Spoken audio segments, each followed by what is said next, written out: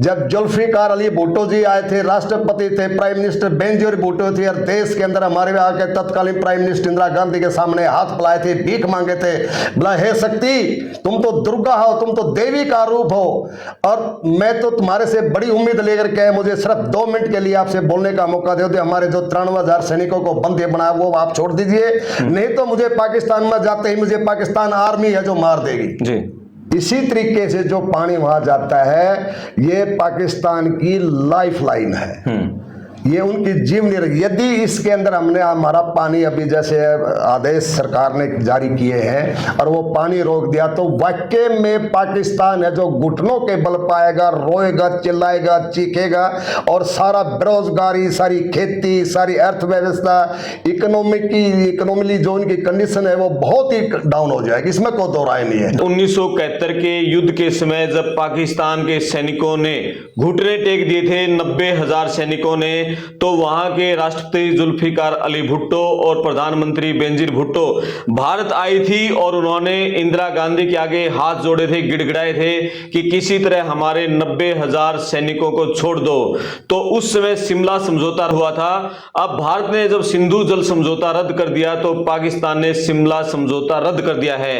इसका दोनों समझौतों के रद्द होने का क्या असर पड़ेगा और सिंधु जल समझौता रद्द होने से क्या पाकिस्तान में पानी के लिए त्राही त्राही मच जाएगी, प्यासा मर जाएगा, वहां खाने पीने के लिए कुछ नहीं होगा। सभी मुद्दों पर विस्तार से बातचीत करेंगे। बहुत सारे सवाल मन में हैं और इन सवालों के जवाब देने के लिए आज फिर पड़ताल टीवी के स्टूडियो में आए हैं आर्मी से रिटायर्ड अधिकारी कैप्टन राजेंद्र सिंह रेड्डू जी। वीडियो को पूरा सुनना, चैनल को सब्सक्राइब करना, अपने कमेंट्स जरूर करना। बात करते हैं शिमला समझौता जो रद्द किया ना। देखिए शिमला समझौता 2 जून 72 को जब हुआ था उसमें बायलेटरल भी आया था। एलओसी के ऊपर जो हमारी एलओसी लाइन ऑफ कंट्रोल जिसको बोलते हैं हम, एक होती है ALC actual line of control, उसको हमने एज इट इज है जो मेंटेन किया, जो बंटवारा किया गया था, जो लाइन ऑफ कंट्रोल जो मार्क की गई थी हमने उसको एज इट इज उसमें उसको मेंटेन करके रखना है। और इस शिमला समझौते के अंदर एक सबसे बड़ी बात ये निकल के आई थी गिल साहब कि हम है जो कोई भी हिंसात्मक ऐसे कार्रवाई नहीं करेंगे, न तो हमारी सेना आपके देश में घुसेगी, वहां जाकर के कोई आतंकवाद या उग्रवाद फैलाएगी, और नहीं ही आपकी सेना हमारे जो भी इस तरह के डिस्प्यूट हो गए उसको हम बैठ करके बातचीत के जरिए, मीटिंग के जरिए उन समझौतों को, उन इश्यूज को हम जो सोल्व कर लेंगे।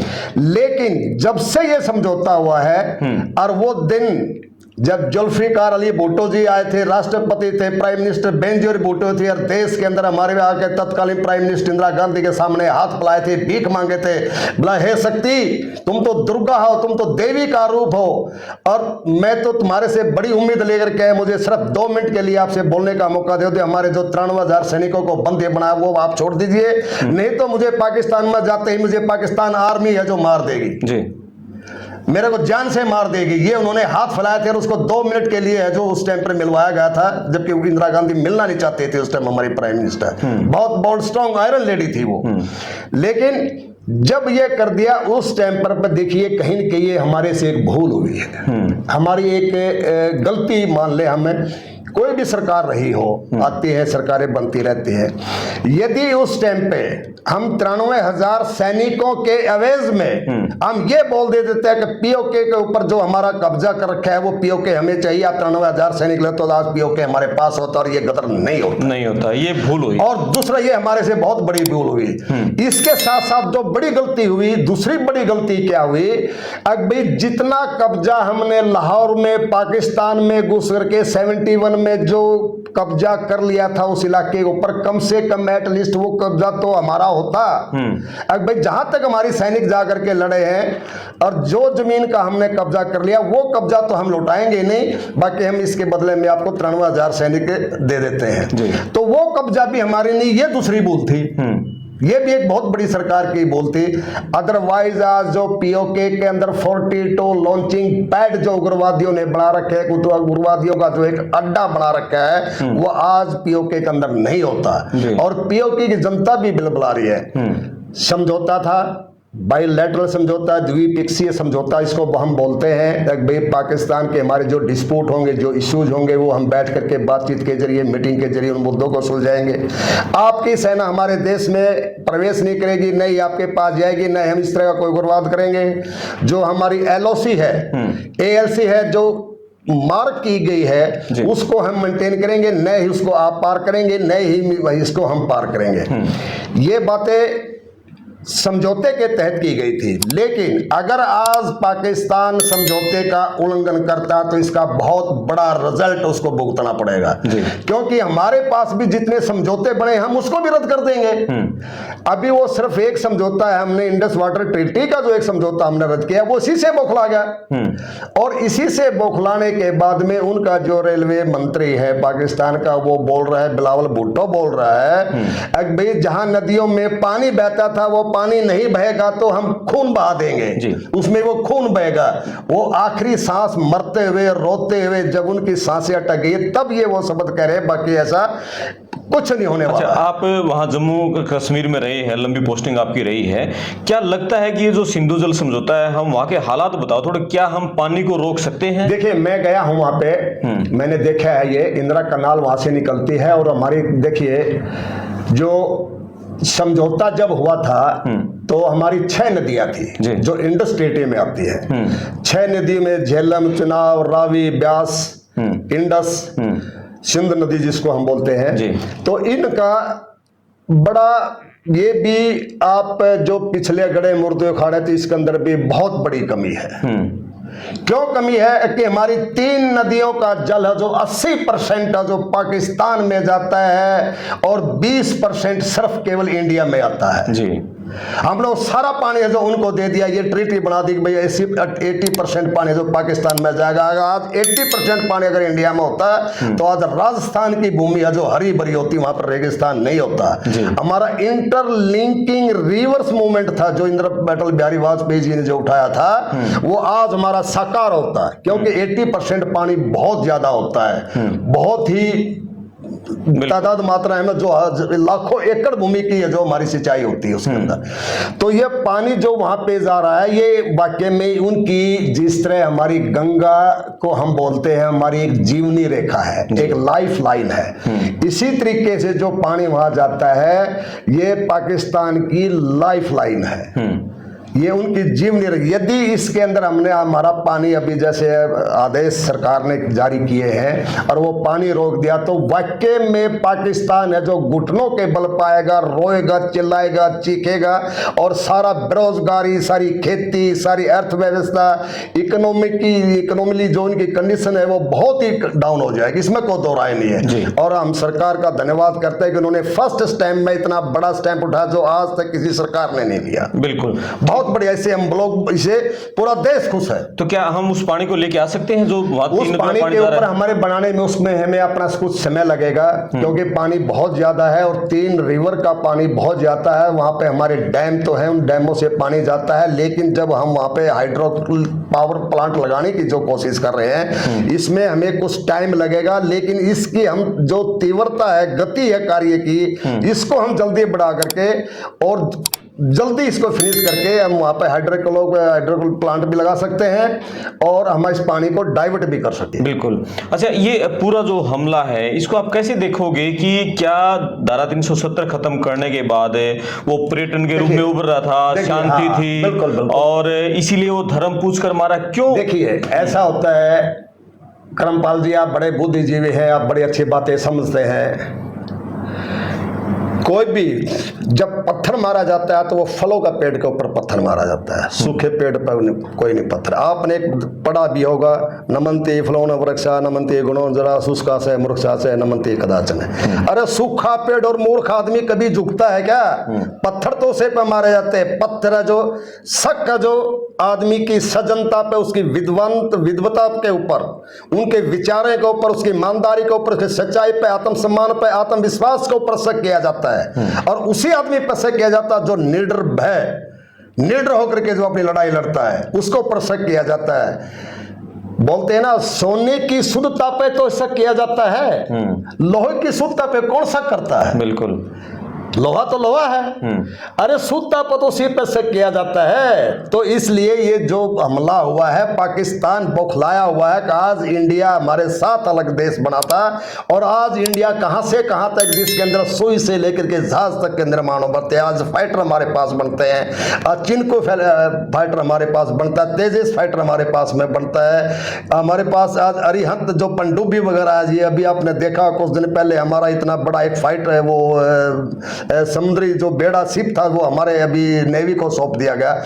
हमारा देश की डेवलपमेंट को देखते हुए, देश की तरक्की को देखते हुए पाकिस्तान और के पास और है ही क्या जी। और ये पहली वो बार लड़ाई लड़ नहीं सकता, हमारे को पीछे खींच नहीं सकता। तो उसके ये जो हथकंडे हैं, जो ये घिनौने हथकंडे से वो सरकार का और हमारी देश का जो ध्यान डाइवर्ट करना चाहता, पर ये देश झुकने वाला नहीं है। क्या उनका मंतव्य क्या रहा होगा? उनको क्या ऑर्डर किए होंगे, किसने किए होंगे कि धर्म पूछ के मारना है? देखिए, आपको ये पता है कि मैं भी कल डिबेट सुन रहा था, TRF द रेसिस्टेंस फ्रंट, पहले तालिबानी था, मुजाहिदीन संगठन था, फलाना संगठन था, कई भिन्न भिन्न प्रकार के संगठनों के नाम होते थे, वो सभी संगठनों ने मिलकर के भी बना दिया TRF। TRF का मतलब होता है द रेसिस्टेंस फ्रंट। इंग्लिश का नाम उन्होंने दे दिया भाई, ताकि पार्टिकुलर उस संगठन के ऊपर ना जाए, ये तालिबानी था, ये मुजाहिदीन था, या कुछ भी था। वहां के जो आका बैठे हुए हैं, उनको ट्रेनिंग देते हैं, ट्रेनिंग दे करके वो इंडिया में भेजते हैं, ताकि हमारी जो ये इसको बोलते हैं गोरिल्लावार, गोरिल्लावार होता है छद्मवार, पीठ पीछे से हमला करना, जिसको गोरिल्लावार का मतलब होता है पीठ पीछे से हमला करना। ये पीठ पीछे से हमला करके हमारे देश के और लोगों का जो बीच में एक राजनीतिक लड़ाई ला लो, आप धर्म के पीछे एक लड़ाई लड़ने का मकसद है, लोगों का ध्यान उस तरफ डाइवर्ट करने का ध्यान रहता है ताकि इंडिया से मिले। लेकिन इंडिया इन चीजों में उलझ कर रहने वाली नहीं है, उनका मकसद यही है। वो बोलता है एक आदमी भागने वाला, यार यो तेज भागेगा तो तू पीछे रह जाएगा, तो इसकी टांग खींच ले, यू गिर जाएगा तो आगे भाग जाएगा। लेकिन ऐसे करने वाला आदमी कभी पीछे रुकता नहीं। आज इंडिया जितनी प्रोग्रेस कर रहा है, जितनी तीव्र गति से जो आगे डेवलपमेंट कर रहा है, जितना आगे बढ़ रहा है, उसको देख करके जो पाकिस्तान है जो हमारे से बहुत पीछे। आप वो भूल गए दिनों के पास रात को लाइट नहीं है, आटे के लिए खाने के लिए मारपीट हो रही है, ट्रकों से बैग लेकर के जा रहे हैं, वहां पे बच्चों को खाने के लिए सब्जी फल फ्रूट नहीं है, वहां पे लाइट उनके पास में नहीं है, 12-12 घंटे उनकी कट के जाता है, 200-250 रुपए का पेट्रोल डीजल के वहां भाव बिक रहे हैं। देश के अंदर जाकर के वो लोगों से जो इतना कर्जा ले चुके हैं कि उनका कर्जा चुकाना उनके पास मुश्किल है। अभी भी 8,300 करोड़ के लगभग उनको 3 महीने में कर्जा चुकाना है। पाकिस्तान की अर्थव्यवस्था से बोलता है ना, मैं तो मरा पर मैं तेरे को ले डूबूंगा। डूबता हुआ आदमी है जो दूसरे की टांग खींचने की कोशिश करता है। लेकिन हम ये हमारी सेना है, हमारा देश मजबूत है, हमारे हर नागरिकों के जो सेंटिमेंट्स हैं, जो उनके विचार हैं, उनकी भावनाएं हैं, फीलिंग्स हैं, वो बहुत स्ट्रांग है। वो उसके हमारे नजदीक है, जो पाकिस्तान नहीं आ सकता। वही बात है कि भाई पाकिस्तान को खींचने की वो अपनी कोशिश करे, बाकी उनका और मकसद तो सिर्फ यही है कि इंडिया को इसमें उलझाए रखो। जी अच्छा, ये बताओ सर कि जैसे वहां आप कितने साल रहे हो, कश्मीर का पूरा किस तरह का माहौल है? पूंछ डोडा, देखिए हम कश्मीर में रहा, मैं पूंछ डोडा त्रेगांव अखनूर बेलगा, ये पहलगांव से आगे, श्रीनगर से आगे रामबन, त्रेगांव, पंचगांव, इस काफी रामबन वगैरह में ट्रांजिट कैंप होता था। 15-16 साल हमारी सर्विस रही, मेरे 4-5 टन ओवर है वहाँ के, और बहुत सी भी जगह है, भी याद नहीं, काफी टाइम हो गया रिटायर आए हुए। वहाँ की जो पब्लिक है ना, जो सिविलियन है, जो अच्छे लोग हैं जी, इसमें कोई दो राय नहीं। कभी हमारे सैनिकों के साथ हमारे को आना जाना पड़ता था, कभी किसी हिल पे जाना होता था, कभी रास्ते से गुजरना होता था या कानवाइयों से गुजरना होता था।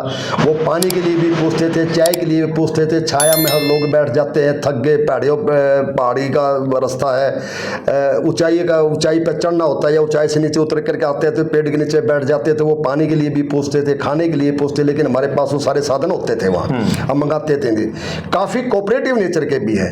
लेकिन किसी बोलते हैं ना, a single singer sinks the boat. एक पापी आदमी, भ्रष्ट आदमी, गंदा आदमी पूरे समाज को गंदा करता है, पूरे तालाब को गंदा करता है। तो कुछ इस तरह के जो अंडरग्राउंड वर्कर्स हैं जो वहां पे, जो उनकी सपोर्ट में उनको एलओसी से रास्ता दिखा करके अंदर लेकर के आते हैं, वो उनके थोड़े बहुत पैसे दे देते हैं या उनको राइफल के दिखा करके डर के मारे वो उनके साथ हो लेते हैं। इस तरह के जो युवा पीढ़ी है जो भटक रही है, वो उनको थोड़ी सपोर्ट कर करके इस तरह का माहौल उन्होंने क्रिएट कर रखा है। बाकी लोकलिटी है जो वहां की, ऐसी बात नहीं है कि वो हमारे सैनिकों की मदद करते हैं। और हमारे सैनिक उनके लिए कितनी योजना चला रहे हैं आप सोच भी नहीं सकते जी। उनकी स्कूलों में फीस में, राशन पानी के लिए, किसी और चीज के लिए, बिजली के लिए, कल्चरल प्रोग्राम के लिए, उनके स्पोर्ट्स एक्टिविटीज के लिए, स्कूलों में जाकर के सारा खर्चा है जो भाई एक भाईचारे को डेवलप करने के लिए, एक भाईचारे को, एक एकजुटता को मेंटेन करने के लिए ये चीजें हैं जो हमारी वहां पे सैनिक अभी भी बहुत तरह की ऐसी योजनाएं हैं जो उनके हित में चला रहे हैं। और वो पहलगाम और वो बैसरन घाटी जिस जगह बहुत से आते हैं, वो किस तरह का इलाका है वहां पर? देखिए, जो इलाका तो चढ़ाई का ही है, वो बैसरन घाटी का है, पहलगाम का है, चंद्रबारानी है, ये काफी इलाका काफी है वहां पे, काफी डिस्टेंस भी है, जम्मू से भी काफी डिस्टेंस, 2-3 रास्ते हैं इसके, जम्मू से भी है, श्रीनगर से भी है, बाई हेलीकॉप्टर भी है। और बाकी चढ़ाइयों पर चढ़ते हैं बुजुर्ग आदमी वगैरह, खच्चर वगैरह की उनकी आजीविका रोटी वगैरह भी चलती है उनसे। अभी टूरिस्ट आते हैं तो उनको कुछ पैसा वगैरह भी मिलता है जी। जब आप ऊपर ऐसे पहाड़ियों पर जब चलते हैं, सारा पहाड़ी नुमा हुआ है, तंग रास्ते हैं, भीड़ की गली है, तुखर रास्ते हल्के हल्के बना रखे हैं, तो उन पे खच्चर वगैरह की सेवाएं होती हैं। और ऊपर जाने के बाद में जहां पर आपने देखा होगा, जहां पे ये शूट हुआ है, ये टेररिस्ट ने जो हमारे साथ ये जो इतना बड़ा हादसा हुआ है, वो प्लेटो टाइप सा है, एक ऐसे काफी स्पेस सा है, प्लेन स्पेस सा बना करके, ग्रीनरी वगैरह घास वगैरह लगा रखा है, साइडों में चिनार के पेड़े वगैरह काफी खड़ा हुआ है, बहुत ही फूटी जन्नत कहा जाता है। आप ऊपर जाओगे, हरियाली है, इतना क्लाइमेटिक एटमॉस्फेयर है जो इतना अच्छा लगता है, साफ हवा है, शुद्धता है, पानी शुद्ध है, झरनों का पानी बहता है, नदियों का पानी आता है, देख करके मन खुश होता है, भाई जन्नत है। श्रीनगर को हम जन्नत मानते हैं, पहलगाम को भी ये मानते हैं, भी घाटी में चले गए तो भाई जन्नत में आ गए। हमारे देश की जन्नत है जो श्रीनगर वैली है जी।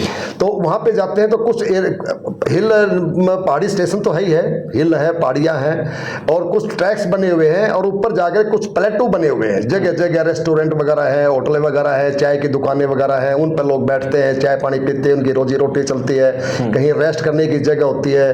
काफी लोग कुछ पहलगांव में रुक जाते हैं, कुछ बैसरन में रुक जाते हैं, कुछ श्रीनगर में रुक जाते हैं, अगले दिन वो सुबह फिर चलते हैं। तो इस तरह का एक सफर सा रहता है। और ऊपर जो प्लेन है, अमरनाथ के बाद में वहां तक तो शायद जाना बहुत मुश्किल है, तो कोई गाड़ी गुड़ी का साधन वगैरह नहीं होता है, पैदल ही लोग जाते हैं या अपने कमरों पर लाद लाद करके जो बुजुर्गों को लेकर। ठीक है। और अब जैसे आतंकियों ने वहां 26 लोगों को मार गिरा है, अब नेचुरली है कि वहां पर्यटक थोड़ा कम जाएंगे, तो किस तरह के वो वहां किस तरह माहौल रहेगा, कैसी आजीविका उन लोगों की चलेगी? देखिए, लोग जो वहां पे रह रहे हैं वो नीचे डाउनफॉल आ जाएंगे, क्योंकि जो आर्मी जो ऊपर रहती है पोस्टों पे, और ये तो हमने भी देखा है भैया, हमारा राशन आने लग रहा है अभी, वहाँ खच्चर होते हैं, म्यूल टैंक बोलते थे, म्यूल टैंक भी होते हैं, पानी का एक 20-22 लीटर का एक स्टील टाइप का लोहे का एक टैंक सा होता है, एक म्यूल इस तरफ लटका लेता था, एक म्यूल इस तरफ लटका लेता था, ऊपर राशन रख लेते थे। वो राशन है जो हमारे पास भी ऊपर बेचते रहते हैं। कहने का भावार्थ यह है कि वहाँ की जो सिविल पॉपुलेशन है, जो आदमी काम करने वाले हैं, जो रोजगारी है, आर्मी के साथ में उनकी जो अटैचमेंट है वो भी उनको रोजगार देते हैं। भाई हमारा राशन ऊपर चढ़ाना है, अभी पानी लेकर के आना है। इसी तरीके से वो लोग जो वहां पे जितने दुकानदार, बड़े बड़े होटल वाले हैं, रेस्टोरेंट है, व्यापारी है, ये इस तरह के हैं, उनका राशन पानी का भी वो लोग वहां पे उनको उन तक पहुंचाते हैं, और उनके बदले है जो उनकी अपनी रोजी रोटी चलती है। तो अभी ये होने के बाद में स्वाभाविक है कि हमारे वहां पे कल में देख रहे थे टीवी पे भी कि पहलगाम से भी नीचे है, इवन की श्रीनगर के अंदर भी काफी मार्केट बंद है। पहलगाम भी कल कंप्लीटली बंद कर रखा था, बिल्कुल सुनसान रोड पड़े हुए थे, कोई पर्यटन नहीं है, क्योंकि डर के मारे, डर का माहौल है जो वहां पे लोग पैनिक हो गए। पैनिक होने की वजह से लोग है जो वहां पे ऊपर स्थल पर नहीं जा रहे। अभी वहां पे जो बस्ती बनी हुई, जो लोग हैं वहां पे, वो लोग हैं जो नीचे डाउन में आकर के अपनी रोजी रोटी, अपना काम धंधा वगैरह करेंगे, जिससे बच्चों का, उनका परिवार का पालन पोषण हो जाए। बिल्कुल, बहुत बढ़िया। और आखिर में मन की बात कुछ आप कहना चाहो? बस ये है कि मेरा तो आप लोग ये जो काम कर रहे हैं बड़ा अच्छा है। और देश, हम तो अभी सुबह टीवी खोलते हैं तो भी ये लगता था कुछ बड़ा धमाका हुआ या कोई बड़ी खबर आने वाली है, क्योंकि हमारे परसों भी हमारे पूरे जींद के सैनिक यहाँ पे सब इकट्ठे हुए। हमने उसमें जो 2 मिनट का मौन भी रखा। ये गोहाना रोड के ऊपर आपने जो ये अमर शहीदों की एक जो समाज शहीद स्मारक बना रखा है, हम लोग यहाँ पर भी इकट्ठे हुए। तो कई फिर ऐसे थे कि साहब ऐसा है कि ठीक है हमने मौन कर लिया, ये कर लिया। बाकी हमारी एक फ्लैग यात्रा के ऊपर भी हम सोच रहे थे कि भाई स्कूल के बच्चों के साथ में बाबा साहब अम्बेडकर रानी तालाब से लेकर के या शहीद स्मारक तक एक फ्लैग लेकर के और एक कैंडल मार्च हम निकाले। तो उसके ऊपर भी हम सोच रहे हैं कि भाई एक सारे इसमें युवा भी जुड़े, सिविलियन भी जुड़े, बच्चे भी जुड़े, ताकि थोड़े मन में एक संतुष्टि ये मिले। यस यार, मेरे हाथ में क्या था भाई, मैंने वो कर दिया। एक सेटिस्फिकेशन है, जो एक संतुष्टि है जो गिल साहब वो हमारे को जो मिलती है ना, हम उसके लिए मतलब वो रहते हैं। और आज भी हमारे सैनिकों में इतना रोष है कि आज हमारे को ऑर्डर दे दो, हम इकट्ठे होकर के अभी भी बॉर्डर पर जाकर लड़ाई लड़ने के लिए तैयार बैठे हुए। और हमारी दोबारा फिर पुनः जो भारत सरकार से निवेदन है, प्रार्थना है, ये अब की बार, अब नहीं तो कभी नहीं जी।